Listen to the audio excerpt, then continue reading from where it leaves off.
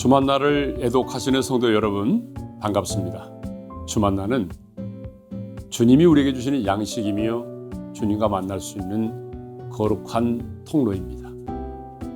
올해도 주만나와 함께 승리하는 여러분 되시기 바랍니다. 뷰티하는 당신이 하나님의 뷰티입니다. 할렐루야. 성도 여러분 반갑습니다. 주만나 디렉터 금경현 목사입니다. 2021년을 시작한 지가 어제 같은데 벌써 5월이 되었습니다. 시간이 참 빠른 것 같아요. 하루하루 주님 오실 날이 가까워져 가고 있는데요. 우리는 더더욱 거룩한 신부로 준비되어야 될 것 같아요. 그런 의미에서 여러분들에게 선물을 하나 드리고 싶습니다. 바로 이겁니다. 드디어 5월 주만나가 나왔습니다. 5월은 만물이 푸르게 자라는 계절이잖아요. 그래서 전체적으로 초록색을 입혀봤습니다. 이번 5월에도 이 주만나가 여러분들의 경건을 책임질 겁니다. 주만나 안에 담긴 말씀을 하루하루 묵상해 갈 때 하나님과 더욱 친밀해지게 되고 우리의 경건이 자라가게 될 겁니다. 무엇보다 코로나 팬데믹 상황에서 우리에게 정말 중요한 것이 바로 멘탈이죠. 우리가 아무리 이겨내야 돼 한다고 해서 이겨지나요? 말씀이 우리와 함께하면 이기게 될 줄로 믿습니다. 요즘 코로나라 교회 서점에 방문을 못 하시는 분들이 많아서 이 주만나 구입을 놓치게 되는 경우가 많은데요. 정기 구독이라는 좋은 통로가 있습니다. 꼭 주만나를 구입하셔서 여러분들의 경건을 관리하셨으면 좋겠어요. 여러분 아메리카노 좋아하시죠? 아메리카노 한 잔도 안 되는 가격에 한 달 내내 행복에 빠질 수 있는 통로, 바로 주만나입니다. 이번 5월 주만나에 실린 박남석 장로님의 칼럼이 제 마음을 울렸어요. 안정적인 가정이라는 제목의 칼럼인데요. 이런 구절이 있더라고요. 그러나 가족 안에는 알게 모르게 많은 상처와 아픔이 있고 특히 가족끼리 더 많은 상처를 주고받습니다. 참 안타까운 일이죠. 제일 가깝고 친밀한 관계여야 되는데 오히려 서로 많은 상처를 주고 또 상처를 받고 있으니까요. 5월 주만나에 실린 주경훈 목사님의 칼럼도 너무 좋은데요. 자녀가 씨앗이라면 부모는 태양과 같은 존재라는 거예요. 그러니까 자녀를 자라게 하는 것은 부모라는 말이죠. 그래서 부모는 언제나 말씀을 가까이 하고 성실하게 살아가는 모습을 보여주어야 하는 겁니다. 자, 이렇게 5월 주만나에는요, 31일치 말씀뿐만 아니라 신앙에 유익한 칼럼들이 다양하게 수록돼 있어요. 여러분들의 신앙에 큰 도움이 되리라 믿습니다. 이번 달 주만나 본문은 역대상과 역대하입니다. 지난 4월부터 역대기를 계속해서 묵상해 왔는데요. 이번 달에는 그 맥락을 이어 역대상을 마무리하게 되고요. 역대하의 중반부까지를 살펴보게 될 겁니다. 이번 5월달 본문에 속한 구절들 하나하나가 다 은혜롭지만 그 중에 꼭 한 절을 뽑아보라고 한다면 저는 이 구절을 선택할 것 같아요. 역대하 7장 14절 말씀인데요. 우리 함께 읽어보겠습니다. 내 백성이 그들의 악한 길에서 떠나 스스로 낮추고 기도하여 내 얼굴을 찾으면 내가 하늘에서 듣고 그들의 죄를 사하고 그들의 땅을 고칠지라. 이스라엘 백성들을 향한 하나님의 애절한 사랑이 느껴지는데요. 죄의 길에서 떠나고 하나님을 찾으면 하나님은 반드시 죄를 사하시고 고쳐주시겠다고 말씀하세요. 그러니까 하나님은 언제나 죄에 빠진 백성들을 기다리고 계시는 거죠. 돌아오기만을 바라면서요. 저는 이 구절을 묵상하면서 문득 누가복음 15장에 나오는 아버지가 생각났어요. 둘째 아들이 어느 날 먼 나라로 떠났죠. 본인은 잘 살 거라고 생각했어요. 하지만 둘째 아들은 어김없이 실패하고 맙니다. 단지 돈을 흥청망청 써서 실패한 걸까요? 아니요. 이미 아버지의 품을 떠날 때부터 둘째 아들의 실패는 정해져 있었어요. 먼 나라에서 그는 누더기가 됩니다. 수치의 옷을 입고 아버지 집으로 돌아와요. 아마 동네 사람이 그를 먼저 보면요, 돌로 칠 겁니다. 그게 율법이었어요. 그래서 아들의 모습이 저 멀리서 보이자 아버지는 뛰기 시작해요. 그 아들이 혹여 돌에 맞을까봐. 내 사랑하는 아들이니까요. 이게 우리를 향한 하나님 아버지의 마음 아닌가요? 성도 여러분, 하나님 품에 회복이 있습니다. 그 품에 안겨야 돼요. 이번 5월 주만나와 함께 하면서 언제나 하나님 품에 거하는 저와 여러분들이 되셨으면 좋겠습니다. 아까 말씀드렸듯이 주만나에는 본문 말씀 외에도요, 다양한 칼럼들이 이렇게 실려 있는데 그 중에 두 가지를 좀 소개할게요. 김근영 목사님과 안환균 목사님의 글인데요. 좀 전에 살펴본 역대하 7장 14절 말씀을 중심으로 하나님 아버지의 마음이 무엇인지를 잘 소개하고 있습니다. 읽어보시면 신앙에 큰 유익이 되실 겁니다. 자, 이제 본격적으로 본문을 살펴보도록 할게요. 먼저 5월 초에는요, 역대상 끝자락의 본문을 만나게 됩니다. 바로 역대상 28장과 29장인데요. 먼저 28장에는 하나님이 다윗에게 성전을 건축하지 말라고 명령하는 장면이 등장해요. 내가 너를 통해서는 성전을 받지 않겠다는 거죠. 다윗의 입장에서는 큰 실망에 빠질 수도 있는 사건이죠. 나 쫓아가고 하는 것도 아니고 하나님 집 지어드리겠다는데 저는 왜 안 돼요? 이렇게 말할 수도 있는 거거든요. 그런데 다윗은 참 대단합니다. 솔로몬을 통해 성전 건축을 이루겠다고 말씀하시는 하나님 뜻에 순종합니다. 그리고 솔로몬이 성전 건축을 잘할 수 있도록 열심히 밑작업을 진행하죠. 성전의 세부적인 설계도를 솔로몬에게 전달하면서 28장이 마무리되는데요. 역대상 28장에서 우리는 하나님의 뜻에 순종했던 다윗의 모습을 깊이 묵상해 볼 필요가 있습니다. 하나님의 뜻과 내 계획이 달랐을 때 나는 어떻게 할 것인가? 나의 계획을 과감히 용기 있게 내려놓을 수 있는가? 참 어려운 문제죠. 큐티하시면서 꼭 해답을 발견하셨으면 좋겠습니다. 역대상의 마지막 장인 29장을 볼게요. 총 3가지 이야기가 나옵니다. 첫째는 자발적 헌금. 성전 건축을 위해 다윗이 하나님께 헌금을 드리는데요. 다윗은 자신만 헌금한 것이 아니라 백성들에게도 똑같이 헌금을 독려합니다. 그러자 백성들도 자원하여 하나님께 물질을 드리게 되죠. 여기서 우리는 하나님께 드려지는 헌금의 의미를 생각해 봐야 되고요. 특별히 자발적으로 드렸다는 부분을 깊이 묵상하면서 우리의 헌금 생활도 이렇게 바뀔 수 있도록 기도해야 됩니다. 둘째는 다윗의 찬양인데요.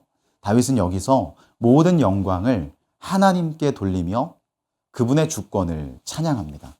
우리의 입술에도 하나님을 향한 감사와 찬양이 고백되었으면 좋겠습니다.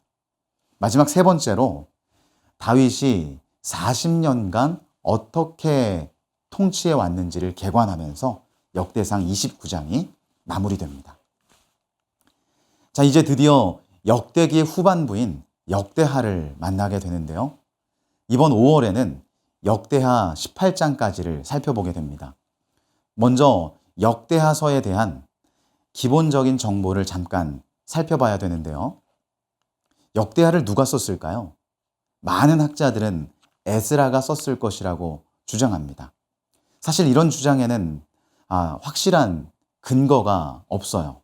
다만 역대기 저자가 본문 곳곳에서 성전과 제사장직을 강조하고 있다는 것으로 볼 때 저자의 직분이 제사장일 거라는 추론은 굉장히 설득력이 있습니다. 그럼 역대하가 언제쯤 쓰여졌을까요? 아마도 바벨론 포로 귀환 직후인 BC 5세기경 정도가 되지 않을까 그렇게 추정됩니다. 사실 제일 중요한 건 역대하가 왜 쓰여졌느냐 하는 거죠. 역대기는 이스라엘의 중요한 역사를 기록하고 담아내기 위해서 쓰여졌어요.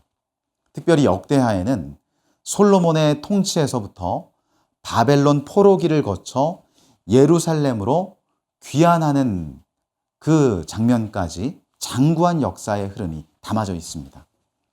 여기서 우리가 알 수 있는 건 뭘까요? 모든 역사의 주인은 하나님이시라는 거죠. 그래서 우리는 역대기를 묵상하면서 항상 역사의 주인 되신 하나님을 깊이 생각해야 됩니다. 아까 말씀드렸다시피 이번 5월 달에는 역대하 18장까지를 다루게 될 텐데요. 역대하 1장부터 18장까지는 4개의 굵은 물줄기가 있습니다. 자, 여기를 보세요. 이렇게 4가지인데요. 역대하 1장에는 솔로몬의 왕위에 오르는 장면이 등장하고요. 2장부터 7장까지는 다윗이 그토록 원하고 소망했던 성전 건축이 이루어지는데요. 하나님은 다윗에게 말씀하셨던 대로 솔로몬을 통해 그 일을 이루십니다. 8장과 9장에는 솔로몬의 화려한 업적과 함께 그가 받아 누렸던 축복이 무엇인지 소개하죠. 마지막으로 10장부터 18장까지는 이스라엘 왕국이 분열되는 모습과 함께 유다 왕들의 이야기가 순서대로 나열됩니다. 자, 그러면 4가지 큰 흐름을 기억하면서 우리가 5월 주만나 큐티를 하면서 집중해야 될 메시지가 무엇인지 살펴보도록 하겠습니다. 총 5가지로 요약해 봤는데요. 5월 본문을 묵상하는데 큰 도움이 되었으면 좋겠습니다. 첫 번째는 솔로몬에 관한 이야기입니다. 앞서 이야기했듯이 솔로몬이 왕위에 오르는 것으로 역대하가 출발하죠. 역대하 1장을 보면 솔로몬이 하나님께 1000번제를 드려요. 하나님은 솔로몬의 제사에 감동을 받으시고 이렇게 말씀하시죠. 내가 뭘 줄까? 그때 솔로몬이 이렇게 대답합니다. 함께 읽어보겠습니다. 주는 이제 내게 지혜와 지식을 주사. 여러분들이라면 뭘 달라고 하시겠어요? 저라면 아마도 물질적인 거나 육적인 거를 구했을 것 같아요. 그런데 솔로몬은 백성들을 잘 다스릴 수 있는 지혜를 구하죠. 그러니까 하나님의 뜻을 이루어 드리기 위해 꼭 갖추어야 할 것을 구한 겁니다. 오늘 우리에게도 이 솔로몬과 같은 신앙이 너무 필요해요. 내가 추구하고 내가 바라는 것만을 구하는 인생이 아니라 하나님의 뜻을 이루기 위해서 나에게 꼭 필요한 것을 구하는 인생. 5월 주만나 묵상을 통해서 이런 결단이 일어나기를 소망해 봅니다. 두 번째는요, 이번 5월 본문 중에 가장 많은 부분을 할애하는 성전 건축에 관한 이야기입니다. 우리는 먼저 질문 하나를 던져야 되는데요. 솔로몬은 왜 성전을 건축해야 했을까? 너무 뻔한 질문 같지만 이 질문은 오늘 우리의 신앙을 점검하고 돌아보는데 굉장히 중요한 포인트가 됩니다. 솔로몬은 역대하 2장 6절 하반절에서 이렇게 고백하는데요. 우리 같이 읽어보겠습니다. 그 앞에 분향하려 할 따름이니이다. 여기서 우리는 성전이 건축되어야 하는 이유, 성전이 꼭 필요한 이유를 발견하게 되죠. 뭡니까? 예배입니다. 솔로몬이 성전을 건축하는 목적은 단 하나, 하나님을 예배하기 위함이었죠. 이 솔로몬의 심플하고 단호한 고백을 대하면서 우리는 우리 자신의 신앙을 점검해 봐야 돼요. 우리가 오늘 어떤 존재로 세워졌습니까? 말씀을 보니까 우리는 다 하나님의 거룩한 성전이라고 했어요. 그러면 성전된 우리는 어떤 인생을 살아야 하나요? 아까 솔로몬이 성전을 왜 짓는다고요? 예배를 드리기 위해서. 그러니까 성전으로 세워진 우리의 인생에 가장 중요한 것은 예배입니다. 우리는 하나님께 예배 드리는 존재로 창조됐고 천국 가는 그날까지 예배의 사명을 감당해야 합니다. 바라기는 가정의 달 5월에 여러분들 가정에 가정 예배가 회복되었으면 좋겠고요. 비록 코로나 팬데믹이라는 엄청난 장애물들이 있지만 이 모든 상황을 넘어 하나님께 온전히 예배드리는 저와 여러분들이 되었으면 좋겠습니다. 세 번째는요, 성전 건축이 진행되는 과정에서 일어났던 이야기입니다. 솔로몬은 성전 건축을 진행하면서 결코 제사에 필요한 최소한의 것을 만드는 데 그치지 않았습니다. 성경은 이렇게 표현하고 있는데요. 우리 함께 읽어볼까요? 그 놋 무게를 능히 측량할 수 없었더라. 그러니까 솔로몬이 성전 기구를 셀 수 없을 정도로 많이 만들었다는 거죠. 여기서 뭘 알 수 있습니까? 솔로몬은 성전 건축을 건성으로 하지 않았어요. 최선을 다했습니다. 하나님이 거하시는 곳이니까 온 힘을 쏟았던 거죠. 솔로몬의 이러한 자세는 오늘 우리에게 큰 도전을 줍니다. 우리는 다 하나님의 사역에 부름받은 자들이잖아요. 그러면 우리가 마땅히 어떻게 그 사역을 감당해야 될까요? 맞아요. 최선을 다해야 되는 겁니다. 5월 주만나 큐티를 묵상하면서 내가 과연 하나님의 부르심에 합당한 태도로 살고 있는지, 정말 최선을 다해 주의 일을 감당하고 있는지 점검해 보셨으면 좋겠습니다. 네 번째는 솔로몬에게 찾아왔던 스바 여왕에 관한 이야기입니다. 솔로몬의 지혜가 너무 뛰어나다 보니까 온 열방에 소문이 난 거예요. 당연히 스바 여왕도 이 솔로몬의 명성에 대해서 들었겠죠. 그리고 솔로몬이 얼마나 뛰어난지 테스트해 보기 위해서 이렇게 찾아온 겁니다. 솔로몬을 칭찬하러 온 게 아니라 시험하러 온 거예요. 결과는 어떻게 됐을까요? 스바 여왕은 먼 길을 오면서 아마도 이렇게 생각했을 것 같아요. 내가 소문으로 들은 거 그거 다 뻥이야. 내 두 눈으로, 내 두 귀로 똑똑히 보고 똑똑히 듣고 말 거야. 그런데 이게 웬일? 솔로몬을 만났는데 그 도도함은 온데간데 없이 사라지고 오히려 솔로몬에게 푹 빠지고 만 겁니다. 그래서 스바 여왕이 자신의 입으로 이렇게 말해요. 우리 같이 읽을까요? 이제 와서 본즉 당신의 지혜가 크다 한 말이 그 절반도 못 되니 당신은 내가 들은 소문보다 더하도다. 여기서 우리가 깨닫게 되는 사실이 뭔가요? 하나님은요, 승리를 주시되 넉넉한 승리를 주신다는 사실입니다. 하나님은 2021년 5월을 살아가는 우리에게도 넉넉한 승리를 주실 줄로 믿습니다.